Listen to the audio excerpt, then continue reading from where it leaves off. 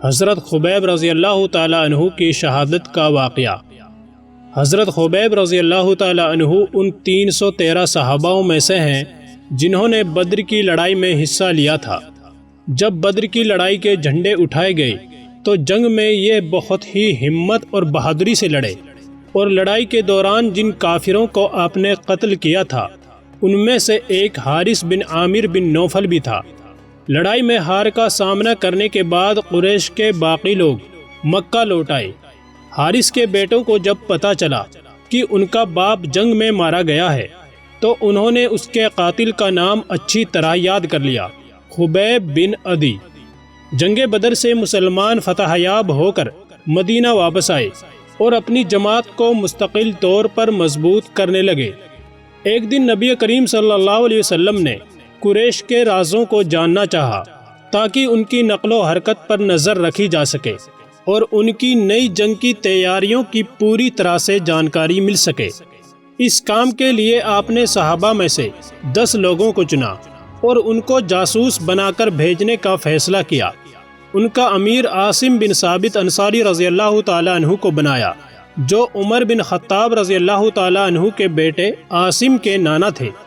جب یہ لوگ اصفہان اور مکہ کے بیچ ہدا نامی جگہ پر پہنچے تو بنی حذیل کے ایک قبیلے کو ان کے آنے کی خبر مل گئی۔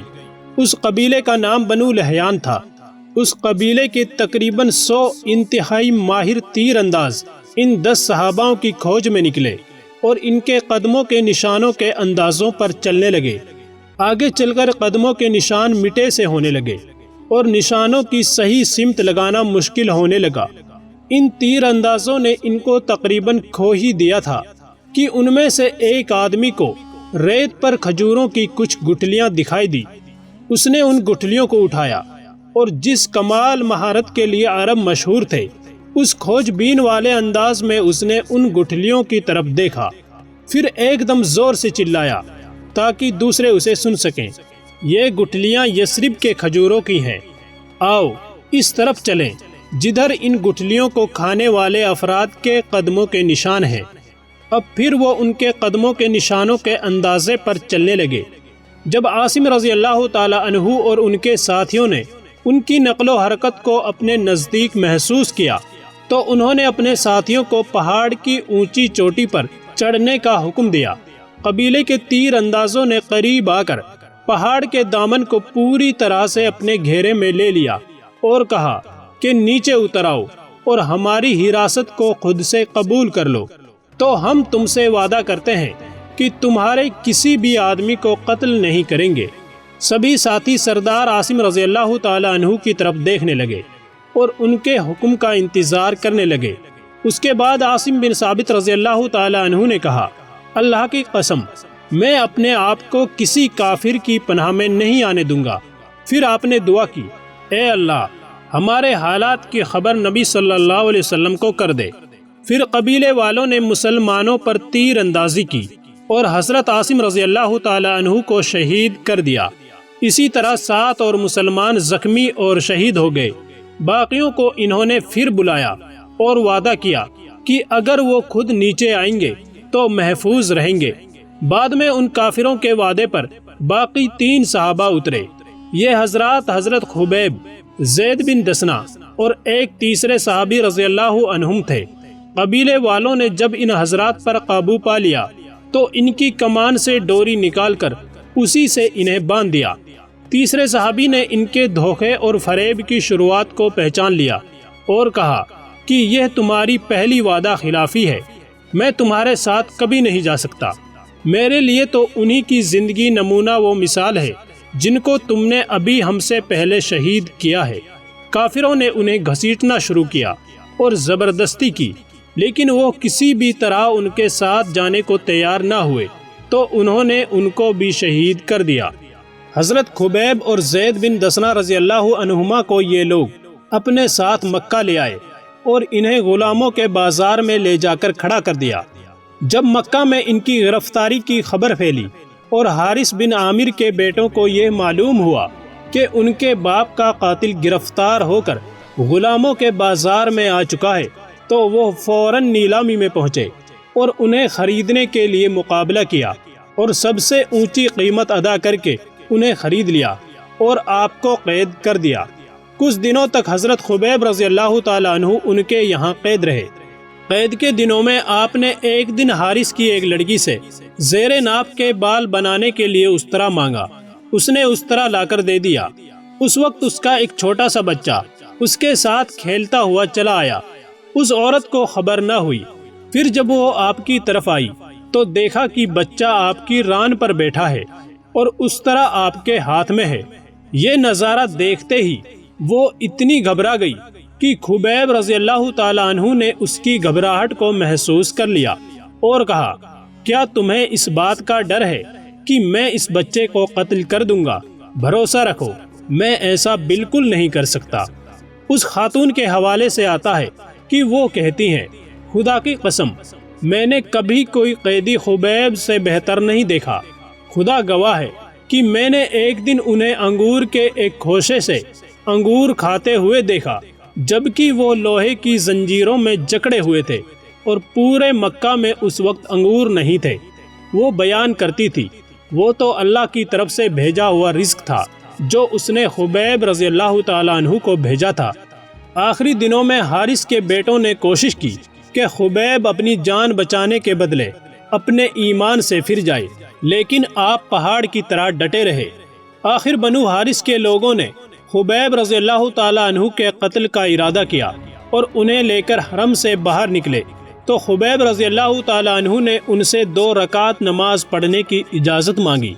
انہوں نے اس امید کے ساتھ اجازت دی کہ اب شاید یہ اپنے دین سے پھر جائے گا اور کفر کو اپنانے کا اعلان کرے گا۔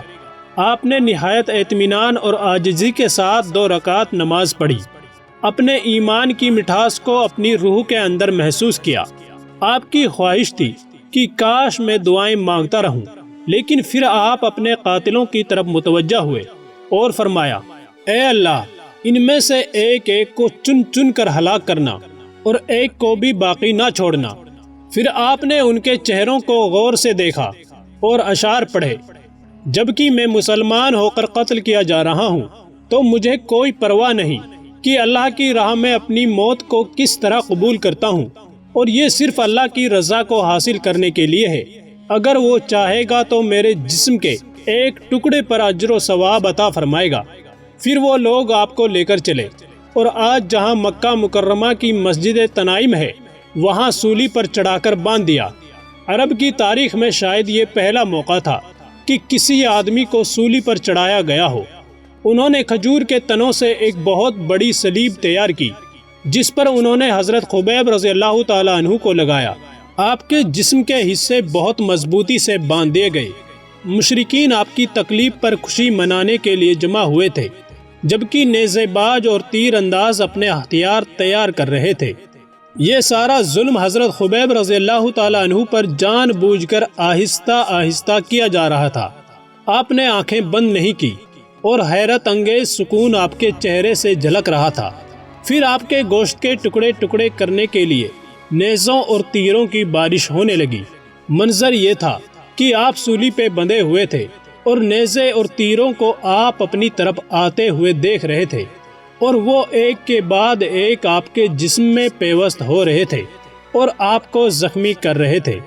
قریش کے سرداروں میں سے ایک نے آپ کے پاس آ کر کہا، خبیب، اب بھی وقت ہے، تم بس اتنا کہہ دو کہ کاش میری جگہ محمد صلی اللہ علیہ وسلم ہوتے اور میں اپنے گھر والوں کے ساتھ سکون سے ہوتا تو ہم تمہیں چھوڑ دیں گے۔ حضرت خبیب رضی اللہ تعالیٰ عنہ یہ سن کر غصے سے بجلی کی گرج اور چمک کی طرح پھٹ پڑے اور قاتلوں سے کہا، ظالموں، اگر میرے جسم میں 100 جان آ جائیں تو میں ان کو خوشی سے اپنے نبی صلی اللہ علیہ وسلم کے نام پر قربان کر دیتا، لیکن مجھے تو یہ بھی گوارا نہیں کہ ان کے پاؤں میں ایک کانٹا بھی چبھے۔ یہ عظیم الفاظ سن کر ابو سفیان، جو ابھی تک مسلمان نہیں ہوا تھا، اس نے کہا، اللہ کی قسم، میں نے کبھی کسی کو کسی اور سے اس طرح محبت کرتے نہیں دیکھا جس طرح محمد کے ساتھی محمد سے محبت کرتے ہیں۔ حضرت خبیب رضی اللہ تعالیٰ عنہ کی باتیں اس قدر اشتعال انگیز تھی کہ اب ظالموں نے دیوانگی اور درندگی کے ساتھ نیزوں اور تلواروں سے آپ کے جسم کے ٹکڑے ٹکڑے کرنے شروع کر دیے۔ اس کے بعد ابو سروہ عقبہ بن حارث ان کی طرف بڑھا اور انہیں شہید کر دیا۔ سولی کی جگہ سے کچھ دور چرند پرند ادھر ادھر اڑ رہے تھے، جیسے کسائی اپنا کام ختم کر کے جائے اور وہ تازہ لاش سے لذیذ کھانا کھا سکیں۔ پھر جلد ہی انہوں نے ایک دوسرے کو بلایا اور اکٹھا ہو گئے، اور ان کی چونچیں یوں ہل رہی تھی جیسے آپس میں سرگوشی اور باتیں کر رہے ہوں۔ اچانک وہ آسمان میں بہت دور، بہت ہی زیادہ دور اڑ گئے۔ انہوں نے ایک متقی اور توبہ کرنے والے آدمی کی خوشبو سونگھ لی جو اس کے صلیب پر لٹکے جسم سے پھیل رہی تھی، اس لیے وہ اس کے پاس جانے یا اسے تکلیف دینے سے ڈر رہے تھے، اور ان کا جھنڈ خلا کی وسعتوں میں اڑ گیا۔ مشرکین مکہ اپنے خیموں کی طرف لوٹ گئے، جبکہ شہید کی میت وہیں پڑی تھی جس کی حفاظت قریش کے نیزے بازوں کا ایک گروہ کر رہا تھا۔ اگلے دن وہ لوگ آپ کی لاش کو ایک خاص جگہ پھینک آئے۔ مدینہ منورہ میں رسول صلی اللہ علیہ وسلم کو یہ احساس تھا کہ آپ کے صحابہ کو سخت آزمائش کا سامنا ہے، اور آپ ان میں سے ایک کی مصلوب لاش کو قریب قریب دیکھ سکتے تھے۔ رسول صلی اللہ علیہ وسلم نے فوراً اپنے دو صحابی مقداد بن عمر اور زبیر بن عوام رضی اللہ تعالی عنہما کو اس کام کے لیے تیار کیا۔ وہ اپنے گھوڑوں پر سوار ہوئے اور تیزی سے زمین کو پار کرنے کے لیے روانہ ہو گئے۔ اللہ تعالیٰ نے انہیں ان کی منزل تک پہنچا دیا۔ انہوں نے حضرت خبیب رضی اللہ تعالیٰ عنہ کی لاش کو زمین کے ایک پاکیزہ مقام پر اتار دیا اور انہیں سپرد خاک کر دیا۔ آج تک کوئی نہیں جانتا کہ حضرت خبیب رضی اللہ تعالیٰ عنہ کی قبر کہاں ہے، لیکن یہ صلیب پر چڑھائے گئے ایسے قابل احترام اسلامک ہیرو ہیں جو تاریخ کی یادوں میں ہمیشہ زندہ رہیں گے۔